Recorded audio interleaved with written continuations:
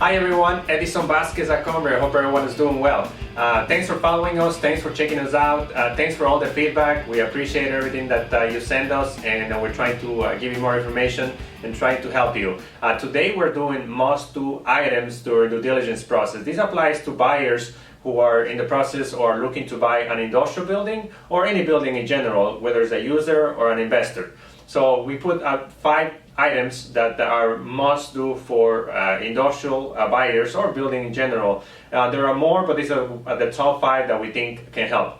Don't forget to subscribe on our YouTube channel, youtube.com, Comreal Edison. You can find me on Instagram at Edison Industrial, on Twitter, Edison CRE, and on LinkedIn, Edison Vasquez PA. You can also visit our website, warehousesmarket.com, for all the latest news on industrial real estate and the listings available. So most of items for buyers of industrial space. Number 1 is do a building inspection. Very straightforward, very common, and it depends on the size of the building. It can be as small as 1,000 square feet, as large as 1,000,000 square feet. You can always do a building inspection, general structural, roof, plumbing, electrical, make sure it fits, everything's sound.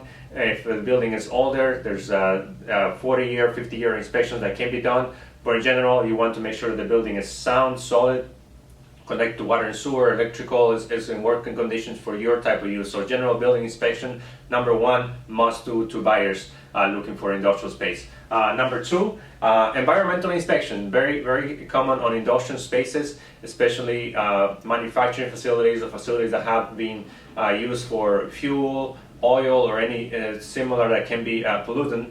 So important to do an environmental inspection. Even for land that's industrial, an environmental inspection is very important. And this can be as little as a phase 1 inspection, which is a simple overview of the property, and it can go down to a phase 2 and even a phase 3, depending on the side or the condition that the property is in. So it's important for buyers to conduct a phase 1 and a phase 2 and even a phase 3 if necessary for environmental inspections. And your broker should guide you on this, and at the same time your attorney or your lender can give you guidance on phase 1, phase 2, or a phase 3 environmental study. Number 3, title and lien search.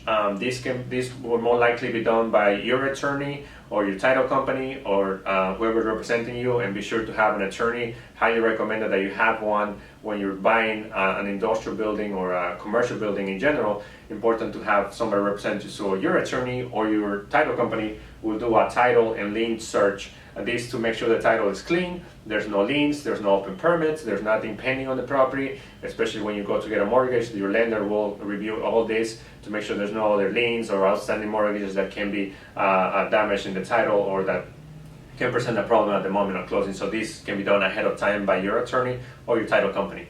Number 4, check the zoning, especially for users who are going to use the building for their purpose, for their business.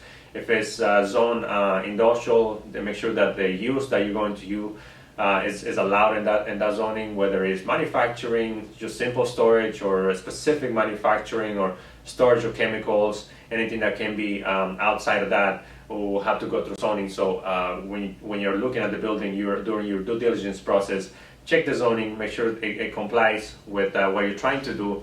And if not, you may have to go to the municipality, the county, or the city to try to get a variance or something that can allow your use in that zoning. So it's very important to check, especially if you're a heavy manufacturer or you're going to do something that is very unique or very outside of what the zoning allows. And last but not least, audit financials. This mostly applies for investors. So an investor looking for an industrial property and looking to buy a building for income, they should check the financials of the property. So the owner should keep track of everything, rents, expenses. So when they get that information, make sure it's audited. You get tenant staples. You get the tenant to fill out a form with confirming all the terms of the lease, all the rents. Make sure all the landlord is current on all the payments, property taxes, property insurance, maintenance, contractors, and that can be a problem at the time of closing. So as an investor, you should audit all the financials that are given to you by the seller of the property.